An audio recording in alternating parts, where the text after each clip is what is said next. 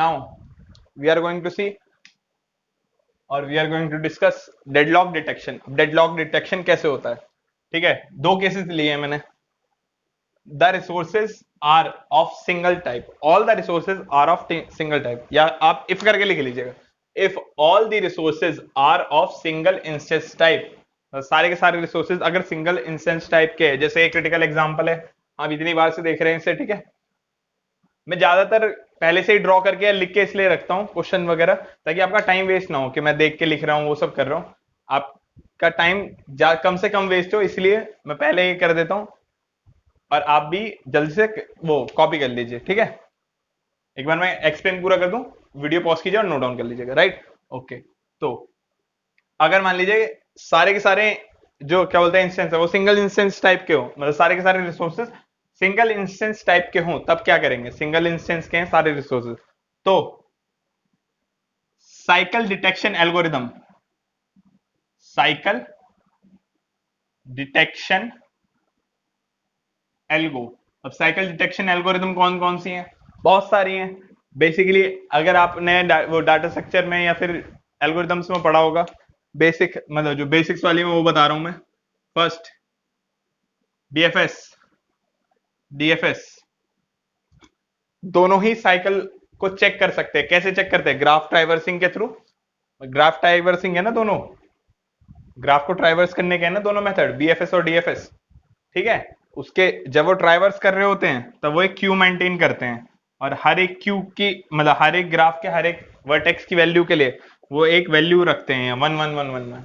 अगर वो मान लीजिए दोबारा और इसे जीरो सेट करते हुए चलते हैं जब वो विजिट कर रहे होते हैं, अगर कोई नोड की क्यू की वैल्यू 0 मिली तो वो समझ जाते हैं कि वो ग्राफ के अंदर कहीं ना कहीं साइकिल है। ओके, तो कोई भी एक साइकिल मतलब साइकिल डिटेक्शन एल्गोरिदम वो रन कर रहा होगा, एग्जांपल के बीएफएस या डीएफएस या और भी कोई भी हो सकती है, ठीक है। साइकिल डिटेक्शन एल्गोरिदम अप्लाई करेंगे अगर सिंगल इंस्टेंस टाइप के होंगे। जैसे मैं आर एक यहाँ एक ग्राफ लूंगा, जैसे मैं डीएफएस चलाने की कोशिश करता हूँ या बीएफएस चलाता हूँ, ठीक है, बीएफएस चला रहा हूँ।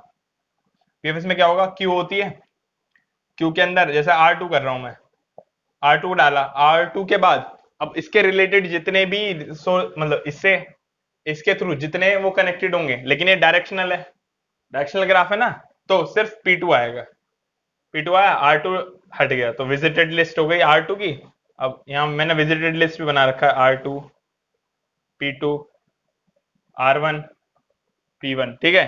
तो R2 मैंने विजिट कर लिया है। अब नेक्स्ट ले आएगा P2। P2 अपने कनेक्टेड मतलब अपने से जो जो कनेक्टेड है उन्हें वो करेगा, सिर्फ R1 कनेक्टेड है R1 को डाल देगा, P2 डिलीट हो जाएगा, P2 यहां से डिलीट हो जाएगा। ये क्या है? आपकी विजिटेड क्यूई, विजिटेड क्यूई, ठीक है। हर एक के लिए रिस्पेक्टेड मैंने 1 1 1 वैल्यू स्टोर करा रखी होगी, और हर उस पे मैं 0 कर रहा हूं, ठीक है। अब R1 आया, R1 के लिए सिमिलरली कनेक्टेड वो डाला, P1 डाल दिया, इसकी वैल्यू 0 सेट कर दी। उसके बाद P1 जब आएगा तब वो अपने कनेक्टेड को डालेगा, उसका कनेक्टेड कौन होगा? R2। R2 दोबारा आया, P1 की वैल्यू 0 हो गई।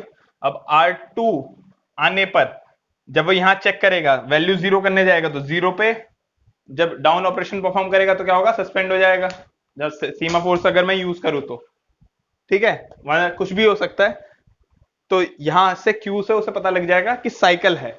तो एक नोट करके लिखिए, ये तो मैं बस ये एल्गोरिदम चला के दिखा रहा हूँ कि साइकिल डिटेक्शन एल्गोरिदम चलती कैसे सिंगल इंस्टेंस पे। ये बस कॉन्सेप्ट है, इसके रिलेटेड कोई क्वेश्चन नहीं आने वाला, ठीक। एक क्वेश्चन मतलब, लेकिन हाँ ये थ्योरेटिकल क्वेश्चन आ सकता है, वो बता रहा हूँ, लिखिए।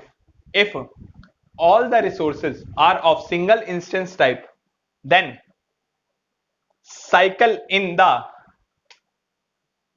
Resource allocation graph, cycle in resource allocation graph, dot है, cycle in resource allocation graph is necessary and sufficient condition for deadlock। Okay, अब ये दूसरी स्टेटमेंट है, ये लिखिए। all the resources if all the resources if all the resources are not single instance type, मतलब सारे के सारे अगर सिंगल इंस्टेंस टाइप के नहीं हो, then the cycle in the resource allocation graph is just a necessary condition, मतलब अगर मान लीजिए सारे के सारे सिंगल इंस्टेंस टाइप के नहीं है, जैसे इसी में अगर एक इंस्टेंस और अवेलेबल होता जो किसी और को गिवन है, तो ये सिर्फ नेसेसरी कंडीशन है साइकिल होना, ये साइकिल होना सिर्फ नेसेसरी है, लेकिन सफिशिएंट कंडीशन नहीं है। नेसेसरी और सफिशिएंट कंडीशन में क्या, नेसेसरी का होना ये बताता है कि हाँ अगर तुम्हें ये चाहिए तो ये तुम्हारे पास होना चाहिए, और सफिशिएंट का होना ये कहता है अगर तुम्हारे पास ये है तो तुम्हारे पास ये अपने आप आ जाएगा। नेसेसरी का एक चीज के होने के लिए ये चीज नेसेसरी है, मतलब जैसे मान लीजिए P P if P then Q, if P then Q, ठीक है, अगर P होगा तो Q होगा, ठीक है। अगर मैं इसे नेसेसरी में लिखूंगा, P इज नहीं Q is necessary for P, Q necessary है P के लिए, राइट। अब मतलब P के होने के लिए Q का होना जरूरी है, या इसमें हम नहीं जाते, हम ये आपको कंफ्यूज कर सकता है, रिलेशनल अलजेब्रा का टॉपिक है, इसके अंदर नहीं जाते हैं, ठीक है। मतलब आप जनरली इस बात समझिए, एक चीज के होने के लिए, एक चीज होनी है उसके लिए, अगर आपके पास एक चीज है, मतलब इस चीज के होने के लिए ये जरूरी है, लेकिन इस चीज का होना ये नहीं कहता कि ये चीज हुई है। मतलब जैसे मान लीजिए एक नॉर्मल वो से समझते हैं फिजिकल एग्जांपल से, अगर आपके घर के छत अगर आपके घर के छत पे से धुआं निकल रहा है, ठीक है, तो क्या आप कह सकते हैं हमारे आपके घर में आग लगी है? आप इंश्योर कर सकते हैं क्या? अगर धुआं निकलेगा तो बहुत सारे कारणों से हो सकता है, लेकिन अगर आग लगी होगी तो यह पक्का है कि धुआं जरूर निकलेगा, ठीक है। तो अगर आग लगी हुई है तो उसके लिए नेसेसरी है कि धुआं निकले, लेकिन धुआं निकलना इस बात का वो प्रूफ नहीं है, या ये जस्टिफाइबल नहीं है कि आपके घर में आग ही लगी है, राइट। ओके ओके, देन ये नेसेसरी और सफिशिएंट के बीच का डिफरेंस मेरे हिसाब से अब आपको समझ में आ जाना चाहिए। तो अब ये देखते हैं, सेकंड वाला केस देख लेते हैं। The resources are of multiple instance type, अगर रिसोर्सेज जो है वो मल्टीपल इंस्टेंस टाइप के हों तो क्या करेंगे आप? हर एक रिक्वेस्ट पे, हर एक नई रिक्वेस्ट पे आप क्या करेंगे?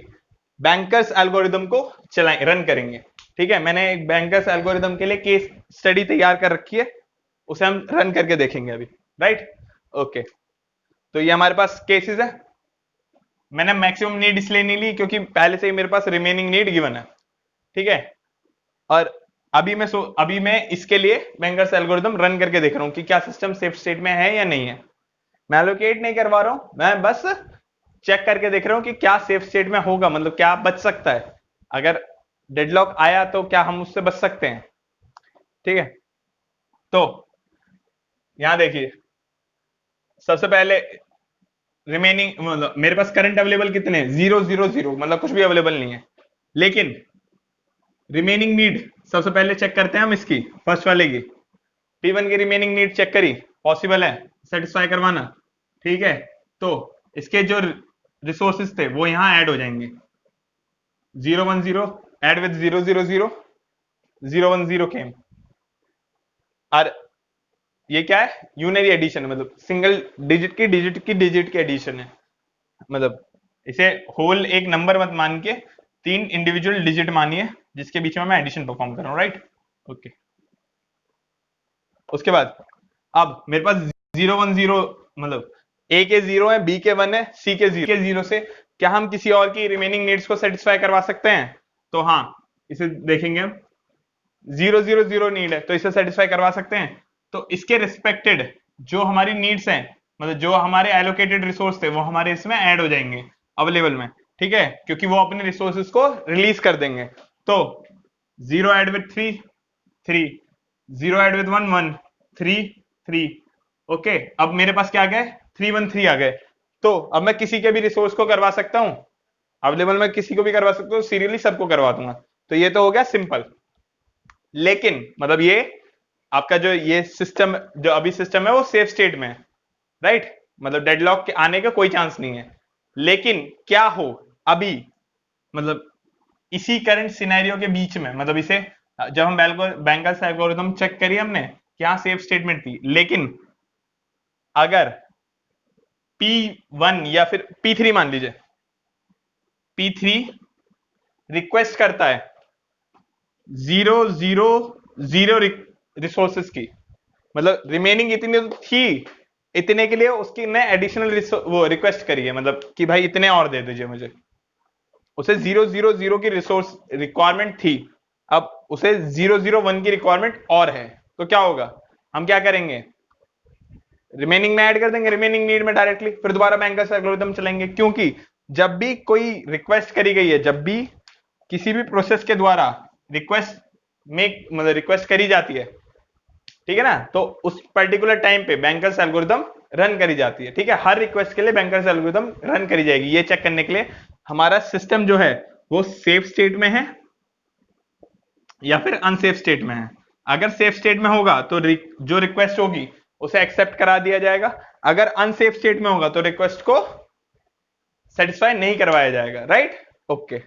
तो ये तो हो गया हर रिक्वेस्ट के लिए, ये नोट्स के अंदर लिख सकते हैं आप, ये पॉइंट नोट करके ये वाला पॉइंट लिख लीजिएगा कि हर उसके लिए for each request bankers algorithm runs if for checking that the system is in safe state or unsafe state. If it is in unsafe, if it is in safe state, if it is in safe state, then the request is satisfied. Or if it is in unsafe state, then the request has been denied or unsatisfied. मतलब request को deny कर दिया जाएगा कि आपकी request satisfy नहीं करी जा सकती, ओके। तो अब जो न्यू नीड थी और जो ओल्ड नीड थी उसे मैं ऐड कर रहा हूं, न्यू नीड और ओल्ड नीड को मैं ऐड कर रहा हूं, राइट, न्यू नीड और ओल्ड नीड को ऐड करके मेरी करंट नीड आ जाएगी, ठीक है ना।